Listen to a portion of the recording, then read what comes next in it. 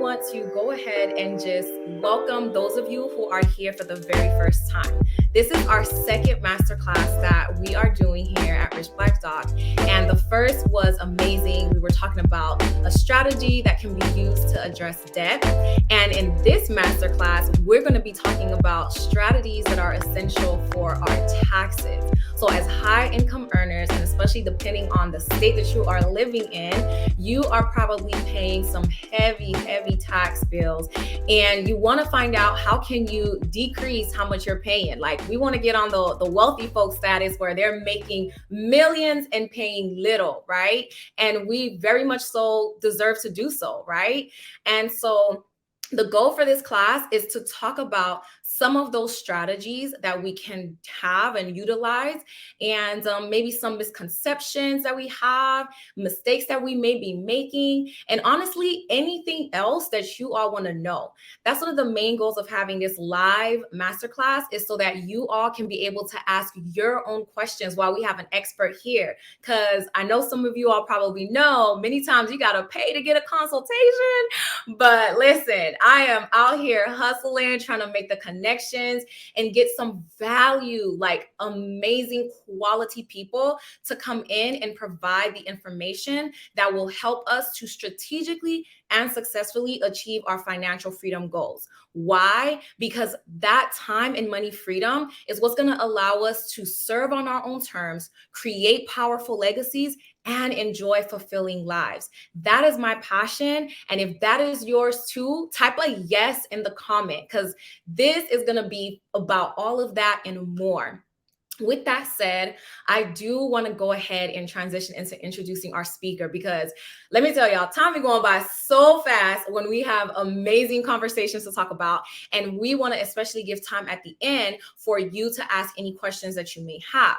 So without further ado, I won't say too much because I want to let him introduce himself. But I truly am blessed and grateful to be able to say that I have Larry D. West III here with me for our live masterclass today. I met him at a conference that I went to, a summit that I went to recently, and it was an amazing summit talking about investing in multifamily develops, which if you guys are a part of the Rich Black Dog community, you will be hearing more about that soon. And I also went to a summit that he put on with one of his partners about tax strategies and asset planning. You guys, his expertise is on point, but his passion is on another level. And that's why I'm so excited to jump into this class and to bring our guest on, so that you all can be just as blessed as I have been in the past conferences that I have attended with him. So without further ado, I'm going to bring on our amazing guest, Larry. So please come on in, introduce yourself, please. Hey, good afternoon, good evening, probably good morning, depending on what side of the world we're on. I definitely appreciate that introduction. We don't say this often, but I feel like I need to have the clip or the recording of that one and just kind of play it before every single intro there. I No, got you. Just let me know. no, thank you, and appreciate you all for tuning in, especially taking again just time out of your day to talk tax. Tax is not the sexiest topic in the world, but I think we'll take some time today to make it somewhat interesting and give you some valuable nuggets that you can walk away with to help you decrease that tax bill as much as possible, hold on to more of your money, and then ultimately build some generational wealth. Because that's essentially the goal here when we talk about tax strategy and tax planning. But we'll get to that. We'll get to that. I'll take a moment to talk a little bit about myself and my background and how we came to be today. So Mhm. our firm, Precision Business Strategies, is as it in the name, is a strategy and consulting firm, specifically in the areas of tax and accounting.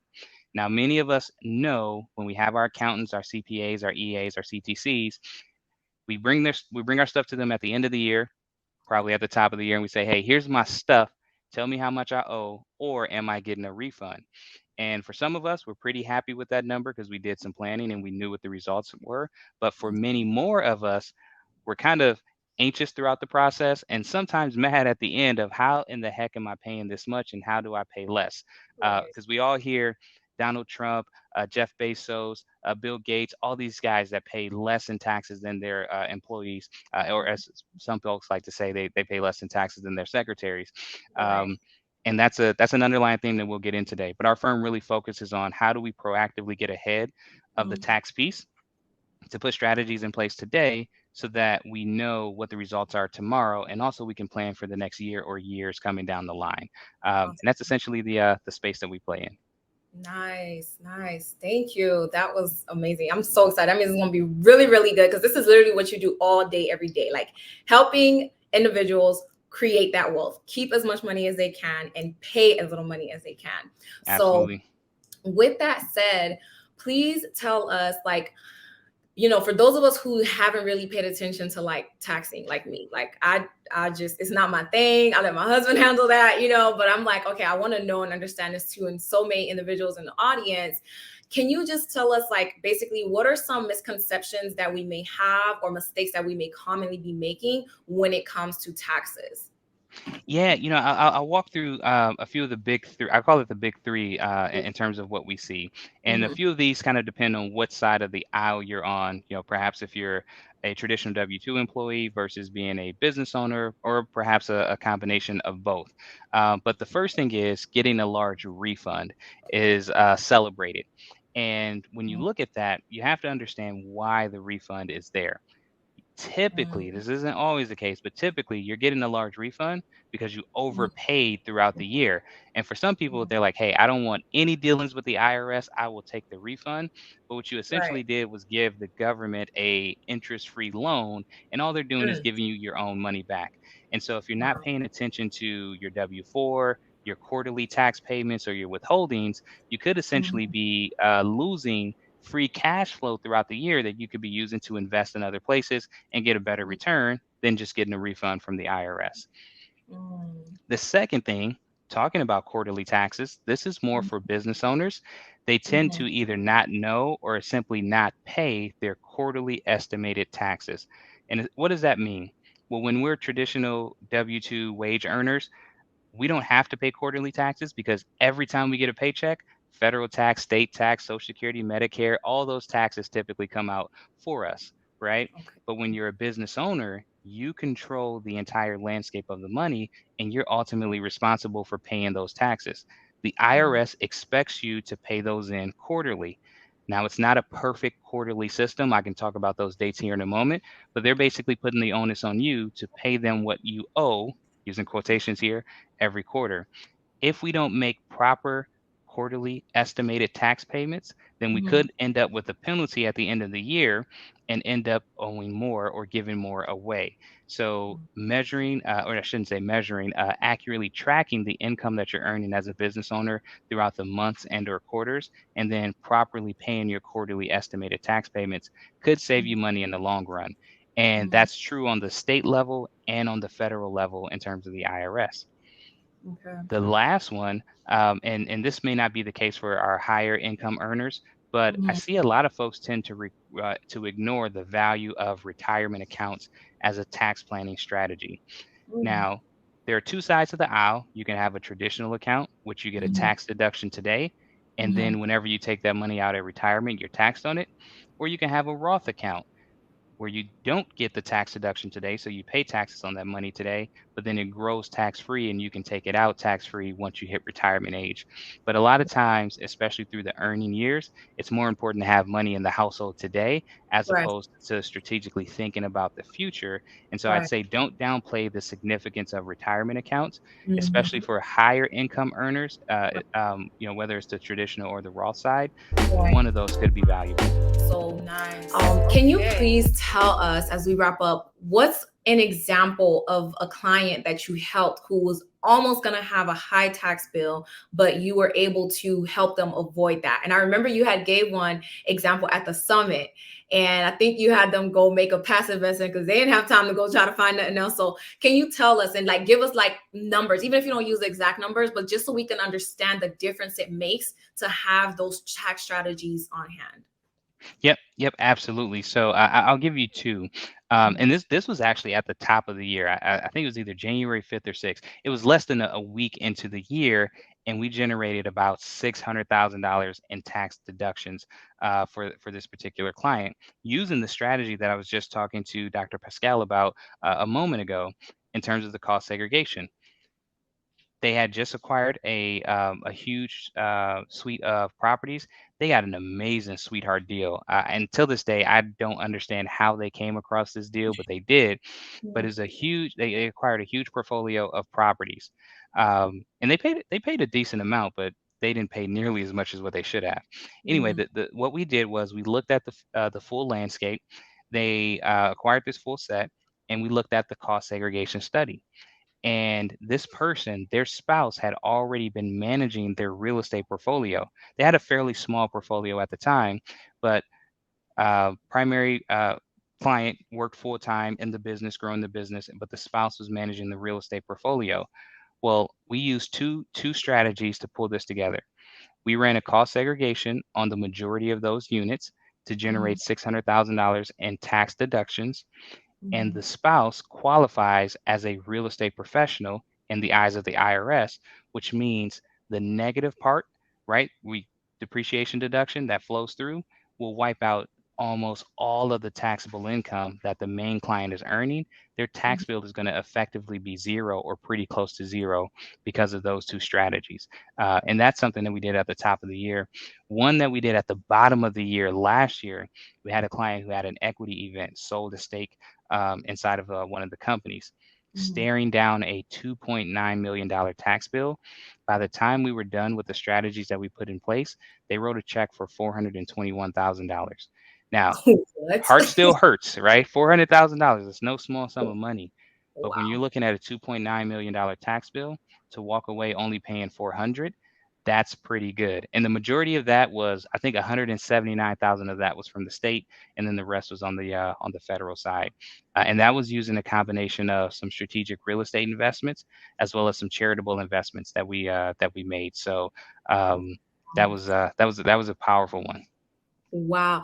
I'm just curious, how does someone get a $2.9 million tax bill? So their capital gain that they were walking away with, in addition to their income, was around 8, almost $9 million. Oh, I see. I see. Okay. I think I have one final question that I think is a good one before we wrap up. What usually is the reason why people end up owing taxes? And it's like catching us off guard that we have this tax bill. What usually is the reason for that? Yeah, so there you see my theme here. There are three reasons, right? So I'm gonna give you three of the big ones. Okay. Number one by far is just poor planning. And Mm, essentially it's one of those things of, hey, I'm going throughout the year, I'm making money. I know I'm making money. I know I'm gonna owe tax, but I'll figure it out when tax season comes around. If mhm, you can meet with your advisor at least twice a year, we want to meet more, but at least twice a year, they can usually help you come up with strategies that can lower your bill. So just completely ignoring it, knowing that you made money. A mhm, second mistake that people make is when they sell something. Let's just say they exit their practice, exit their business, they maybe sold a property, they want to take the money and run. The key here to stay in the game is to take the money and reinvest. mhm, Typically, when you keep the dollars turning, there's typically going to be a tax benefit or some type of tax incentive that you can take advantage of, as opposed to just biting the bullet and paying the tax. And then the third one is they didn't call Larry. That's as simple as that. Just pick up the phone and call Larry, and we can help you work through it. Yes. Now, do you work with anyone anywhere? Like it doesn't matter what state you in, you can work with them? Yes, yes. So we are state agnostic. Now we do only work in the states. We don't have an expertise for foreign taxation, but Okay. we can work within any state in the United States. Okay, so I think that answered Nani's question because she was like, "Are you accepting new clients?" Well, Larry just said the person didn't call him, so that means you can call Larry. So I'm definitely going to be adding Larry's information to the notes on this episode when we put out the clips. And to wrap up, Larry, I want to ask you a question before I end off with some announcements for our viewers here. Finish this statement for us. When it comes to financial freedom, it's not just about the money, it's about blank. Ooh, that's a really, really good one. I think it's about the intended outcome. Some people call that the why, some people call that the vision, um, North Star, guiding light, whatever we want to call it. I think in simple terms, it's about the intended outcome. Mhm. Financial freedom means different things to all of us, but we Mhm. are essentially going after something. For some of Mhm. us, that means we don't work a day in our life. For some of Mhm. us, that means it's generational wealth that we can pass down. For some of us, it means we work a little bit, but we don't necessarily have to. So Mhm. whatever that intended outcome is, that's essentially what we're after. Yes. And there are always strategic ways that you can pull that together and make that work Yes. effectively and efficiently for you. And of Yes. course, because we're talking tax, there's always a way that we can frame it in a tax efficient way. That's right. That's right.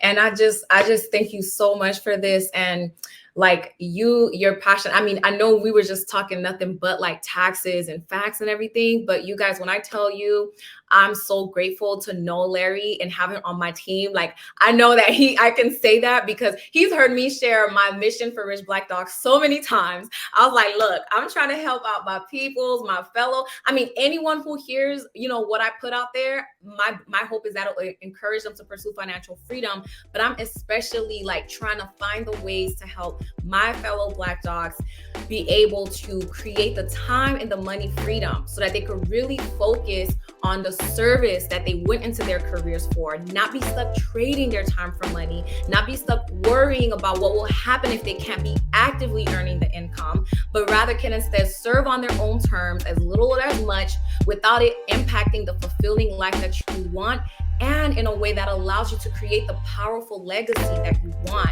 And Larry knows this, and that is one of the reasons why like he's been excited to like jump on this with us, and why I'm so excited to say this is not going to be the first time that you see Larry collaborating with Rich Black Dog. So I want to take this time to just say thank you so much, Larry, because you truly are contributing to my passion and my goal of helping more of us not just change lives, but change legacies, and ultimately close that gap that exists in health and in wealth. And all the work that you do is so amazing, and I'm so excited to continue working with you some more. So thank you so much for your time. I really appreciate it. Thank you. Thank you. I really appreciate it. Listen, I say this all the time. Whenever I get a chance to have a group of people and I can talk tax nerd stuff, I'm always in. I'm always game. It's just kind of my jam. So I appreciate y'all and I appreciate the time as well. Yes, absolutely. Thank you.